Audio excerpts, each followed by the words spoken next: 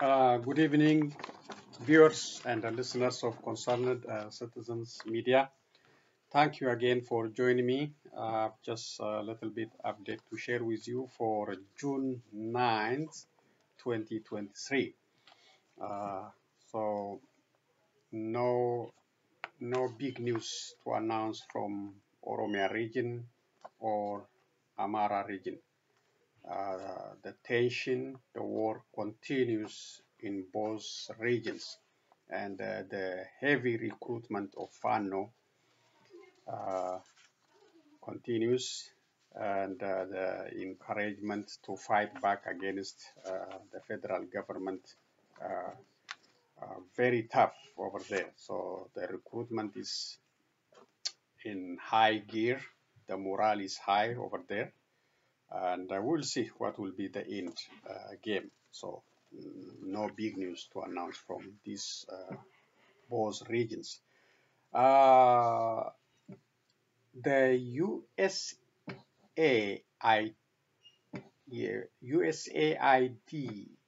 and the UN, both of them suspended humanitarian assistance for Ethiopia. So this is not good news. This is very bad news. Let me read what it says. This is from CNN. The United States government humanitarian agency has suspended food aid to Ethiopia after determining that a widespread and coordinated campaign is diverting food assistance from the people of Ethiopia, a nation where more than 20 million people require food support.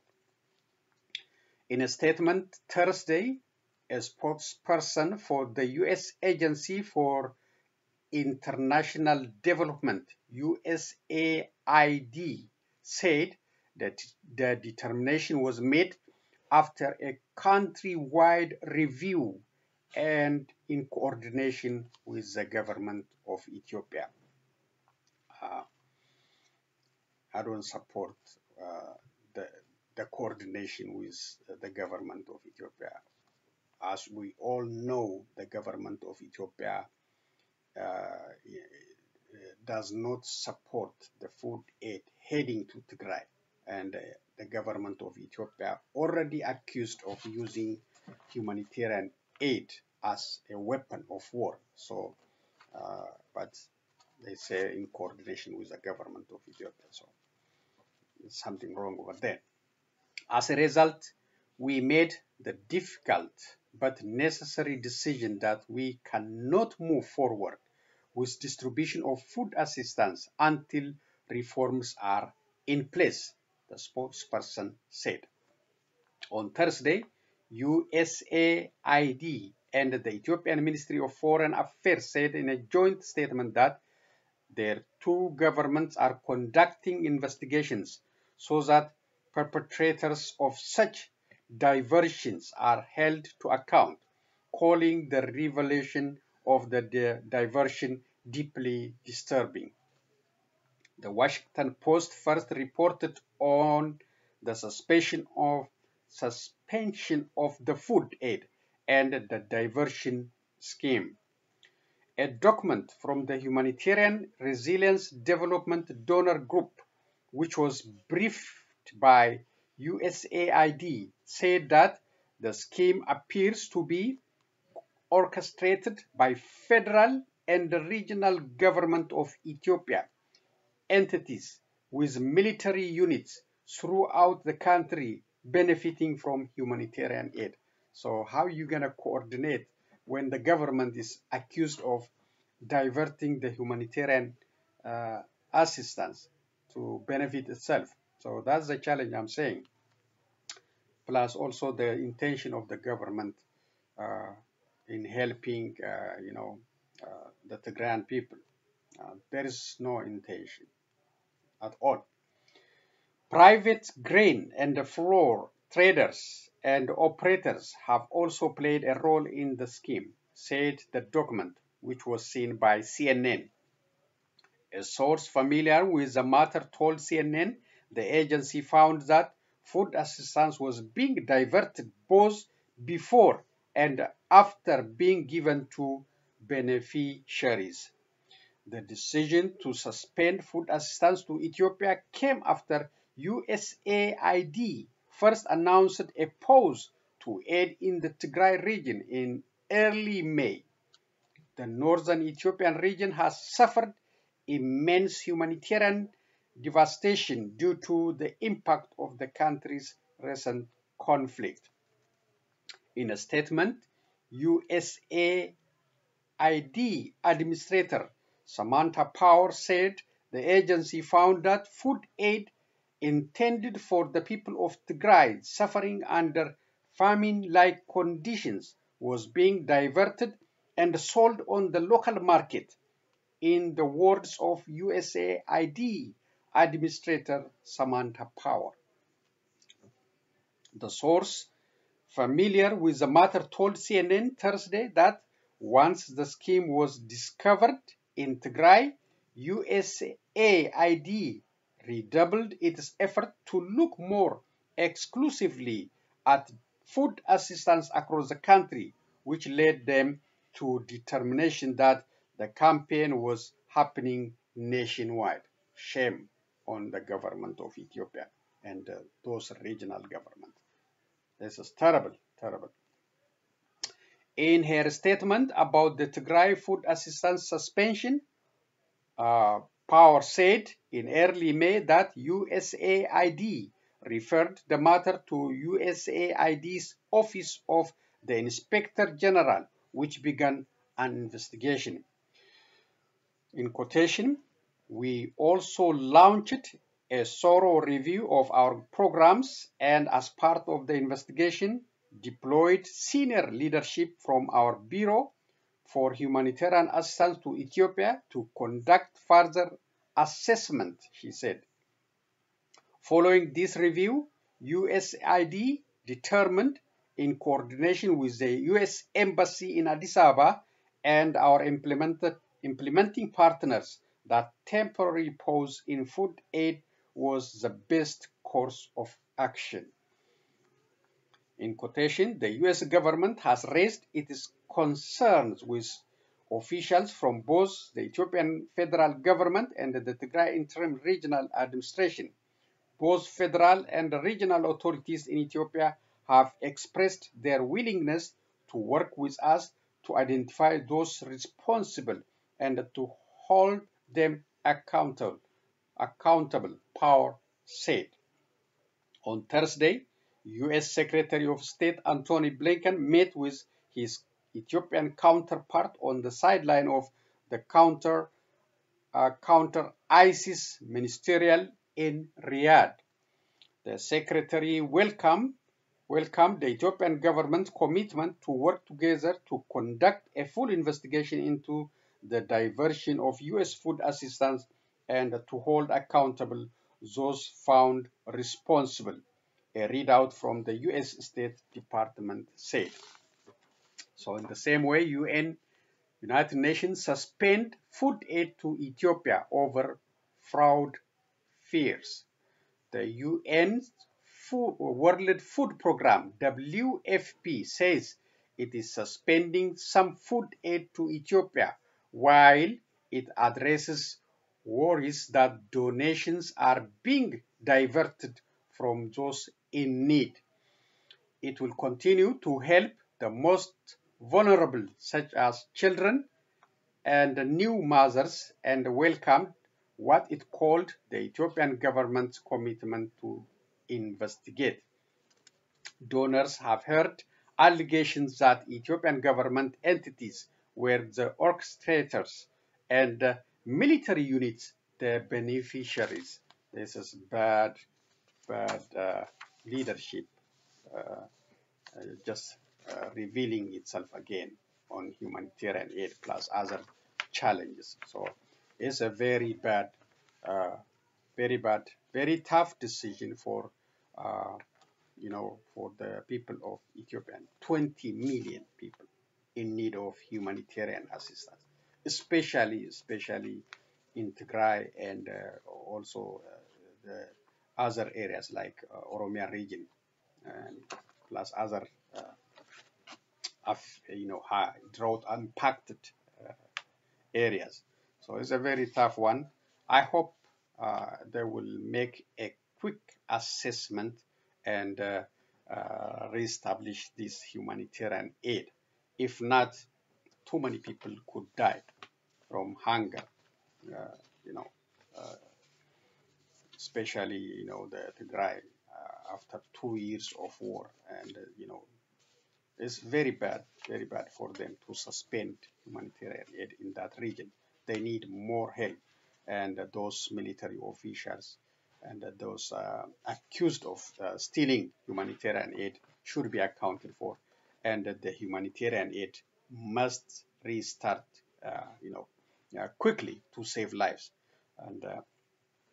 and the United States, you know, in coordination with the Ethiopian government. I think that's, yes, when you are operating in the other country, you have to coordinate, but, you know, uh, it's very hard with the government uh, already accused of, restricting humanitarian aid to Tigray.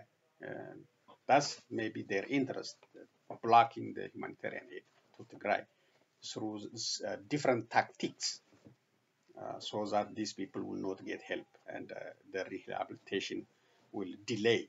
So that's a very bad news for Tigray region, Oromia region, Afar, Somalia, Amara, anywhere where the humanitarian aid is needed. So this should be uh, uh, quickly reassessed and reestablished. I hope the United States, UN, do it quickly to save lives. This one is about Safaricom. This is positive news. Safaricom Ethiopia gets additional investment loan to support affordable internet, reliable mobile connectivity. The World Bank Group, the World Bank Group's International Finance Corporation, IFC, and the Multilateral Investment Guarantee Agency, MIGA, announced plans to fund the ongoing expansion of Safaricom Ethiopia's telecom network, a landmark development expected to boost the country's digital connectivity landscape. The initiative aims to establish a greenfield telecommunications network that will provide affordable and reliable internet and mobile services across Ethiopia, according to the IFC's statement. As part of the funding agreement, IFC will make a 157.4 million equity investment in global partnership for Ethiopia BVGPE and $100 million a loan to its wholly owned subsidiary, Safaricom Telecommunication Ethiopia Private Limited Company, Safaricom Ethiopia. Following the transaction, IFC will hold a minority position in Safaricom Ethiopia.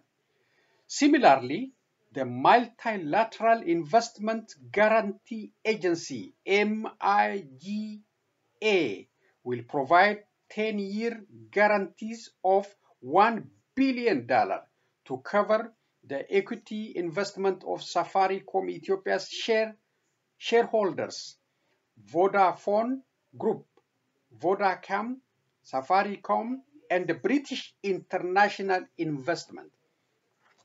A portion of the MIGA guarantees 76 million will come from the MIGA Guarantee Facility, part of the International Development Association's private sector window in the form of a first loss layer. The project, in line with the Ethiopian government's Digital Ethiopia 2025 plan, will foster the development of 4G and 5G mobile networks across the country, even in rural areas, with an expected outcome of significantly increasing digital access for Ethiopia's population of approximately 120 million and improving financial inclusions upon Safaricom Ethiopia's much of anticipated launch of its flagship mobile money service M-Pesa in 2023. Safaricom Ethiopia is consortium named the Global Partnership for Ethiopia, led by Safaricom PLC, and includes Vodafone Group, Vodacom Group, Sumitomo Corporation, and British International Investment. It was declared as the winner of one of the two licenses Ethiopia opted to give to private telecommunication operators in May 2021 after offering 850 million and promised to invest 8.5 million over 10 years. Credit for this one at this standard. This is from BBC. Sudan rivals agree 24-hour truce, Saudi Arabia says. Saudi Arabia has announced another attempted ceasefire between the warring military factions in Sudan. The Saudi foreign minister said the Sudanese army and its paramilitary rivals had agreed a 24-hour truce. It is due to begin on Saturday at 0500 GMT. So Saudi Arabia and the United States have made repeated mediation efforts since the fighting erupted in April. The foreign ministry in Riyadh warned that if the ceasefire failed, it would consider suspending peace efforts. Previously, truce have been largely ignored.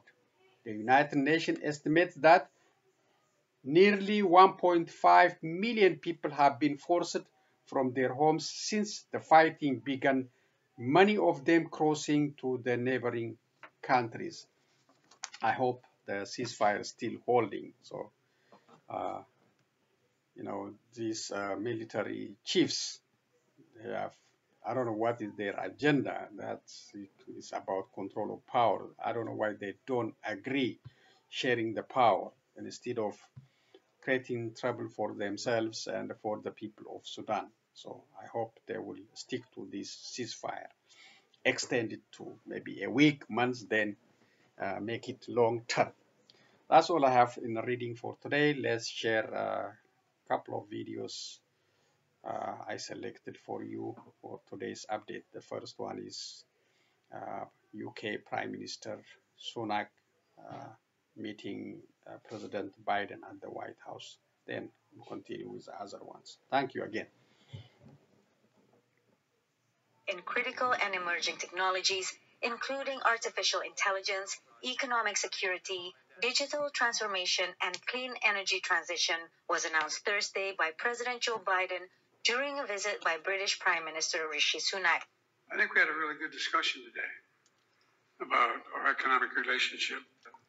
We launched negotiations on critical materials and an agreement to deal with climate crisis. The so-called Atlantic Declaration will reduce strategic dependencies on adversarial powers, Sunak said. Countries like China and Russia are willing to manipulate and exploit our openness, steal our intellectual property, use technology for authoritarian ends, or withdraw crucial resources like energy. They will not succeed. Sunak is under domestic pressure for a comprehensive free trade agreement with the U.S. that his party promised in 2019, but there's no support from the U.S. Congress. What Britain's trying to do now is forget about the, comprehensive free trade issues and go for wins, selective wins that don't have to go through Capitol Hill. Ahead of the NATO summit in Vilnius, Lithuania in July, the meeting between leaders of the top two military donors to Ukraine is also intended to signal commitment to support Kyiv in defending itself against the Russian invasion. We will have the funding necessary to support Ukraine as long as it takes. In his first visit to the United States since taking office, Sunak also met congressional leaders, including Republican Speaker of the House Kevin McCarthy. He paid respects at the Tomb of the Unknown Soldier and stopped by a baseball game. Patsy Widakuswara, VOA News at the White House.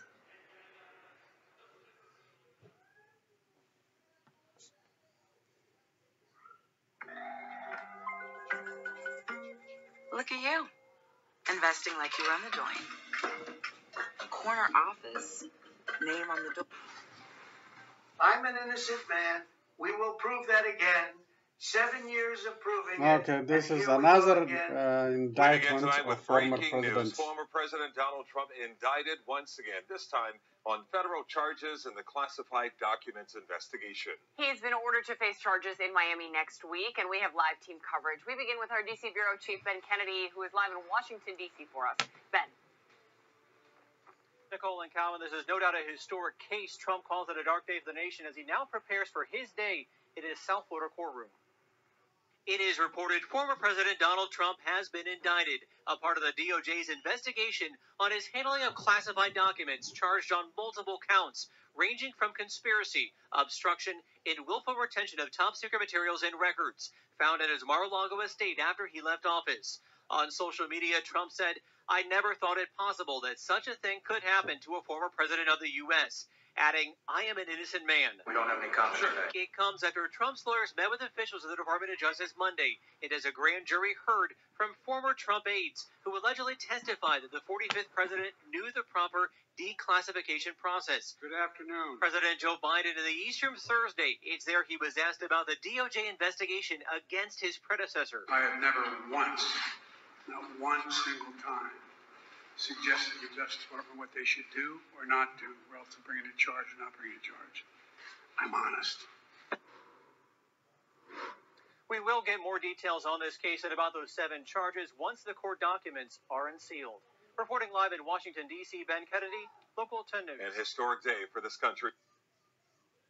South African firefighters singing and dancing at an airport in Edmonton, Canada. But ahead of them is a big mission. Larger and more powerful wildfires than ever have scorched millions of hectares of Canadian forests and displaced tens of thousands of residents. With so many fires out of control and no relief in sight, the nation is facing a logistical nightmare. South African firefighters are in Canada to help in combating the wildfires in the province of Alberta. The team of 200 firefighters and 15 managers from South Africa's Department of Forestry, Fisheries and the Environment is expected to stay for several weeks. In a typical year, about 7,500 wildfires burn more than 2.5 million hectares of forest in Canada. So far this year, over 2,000 fires have already burned more than 3.8 million hectares. Palestinians here say Israeli forces treat them as collateral damage. Dozens of soldiers raided Ramallah in the occupied West Bank on Thursday to demolish a house. Several families living nearby were ordered to leave their homes before loud explosions were heard. Assessing the damage, neighbors say some of the losses are immeasurable. Parents tell us that their children are shaken and have lost any sense of security. They told us our home wouldn't be affected, so we left. But when we came back to the house, it was badly damaged. We weren't allowed to take our belongings. All of our furniture was here. The soldiers destroyed the home of Palestinian prisoner Islam Frough. An Israeli court charged him with killing 2 Israelis in twin bombings in Jerusalem in November. 2 Palestinian journalists who were reporting on the demolition were hit by rubber-coated bullets. Cameraman Rabi al-Munir says his team was more than 100 meters away from the site when he was hit in the abdomen by a rubber bullet. They were evicting families to demolish the house. They didn't want us, the media, to show that to the world. After Israeli forces killed journalist Shireen Abu Akleh, they have been deliberately targeting journalists. They know they're not being held accountable. The all-night raid took place just a few kilometers away from his offices. Israeli raids and demolitions mostly take place in the cities of Jenin and Nablus in the north of the West Bank, as many fighters are from there. Is it a message to the Palestinian Authority? Of course it is a message to the Palestinian Authority that Israel is reoccupying all the Palestinian territories. But this is something that we will not surrender for whatsoever. This Palestinian Authority, Palestinian state, is a product of our sacrifices. The Frough family is now homeless. In addition to the damaged buildings, Israel does not allow families to rebuild their homes for several years. Unfortunately, no one can do anything to help us against the occupation. I just pray my son is returned to me. The Palestinian Health Ministry says dozens of people were injured in confrontations with the soldiers, most by live fire. Israel has long implemented the policy of demolishing the houses of Palestinians it holds responsible for killing Israelis. This is the seventh home to be destroyed this year as part of what Palestinians call collective punishment. Many here say it's yet another reminder of the violence inflicted by the Israeli occupation. Nida Ibrahim, Al Jazeera, the occupied West Bank. Okay, that is really very disturbing, really. For Israelis, going after the family homes and creating misery for Palestinians, for individuals, criminality, as a grown-up, if I did something, I am responsible for myself. I'm not responsible. The family, they know once you are above 18, you are responsible for your conduct. So the family has no control what your intention or determination to do. So this collective punishment is, Israeli is going beyond the law, out of control, really. And the United States is silent on this decision, on this collective punishment. The European Union, all these democratic countries, they ignore the democratic value they are respecting in their own perspective countries. And the Israeli also claims the only democratic country in the Middle East. What they are doing is anti-democratic and, very severe punishment. Never happened even in the apartheid era. This is very bad, and all humanities should oppose to it. And, such kind of collective punishment must be condemned by the United States. The US government should end. It is silent. I know we are the best friend of Israel, but when they do bad, when they use a law, in the contrary to the principles, they should be condemned.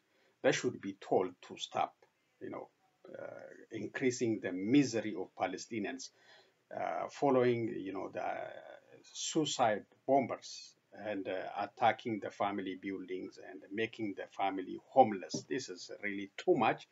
And the two-state solution is still ignored by all stakeholders. And Israelis, they don't want that to happen. And others are also silent. I don't know what they are waiting for. That maybe is a temporary solution to hold this aggressive and this bombardment, this continued bloodshed in the Middle East. I hope.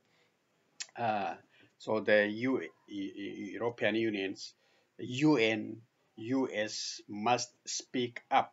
Don't be silent when the law is diverted, when the international law is broken by just, this very small country, very strong country, and, has no intention to listen to anyone, including the United States.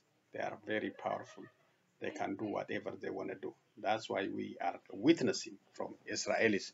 And let me conclude by saying a little bit about the aid diversion in Ethiopia, Ethiopian leadership, those military officials and regional officials must stop stealing this humanitarian aid.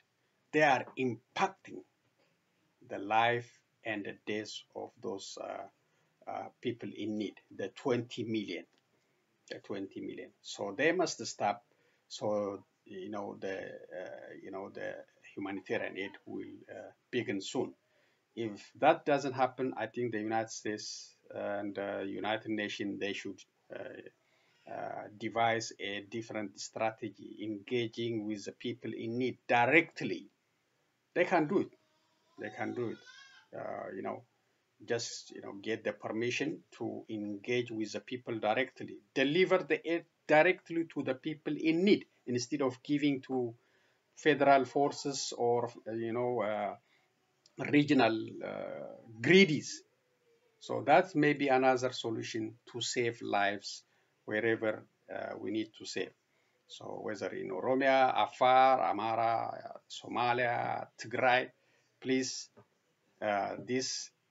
end this suspension and engage directly with the people if the other alternative is not feasible. So that's all I'm going to say for today. Thank you for joining me. I'll be back with other update.